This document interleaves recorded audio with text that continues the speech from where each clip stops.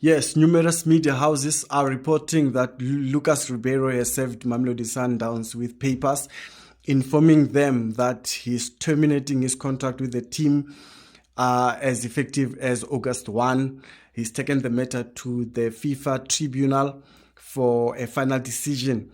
Yeah, I mean, it's within his right. If a player wants to leave and feels like he's blocked, he has a right to approach bigger bodies such as FIFA so that they can find a solution. I mean, we've heard that Lucas Ribeiro was linked to a Qatari club, Qatar SC, but that move was blocked by Mamelodi Sundowns. So probably he feels like he needs an assistant, a bigger solution. But at the same time, whatever decision the FIFA tribunal will come up with, if it's in favor of Ribeiro, then it will undermine the whole contract and agreement issue to say, well, if a player wants to leave, can just go to the FIFA tribunal, even if without a clause. So what's the point of a contract?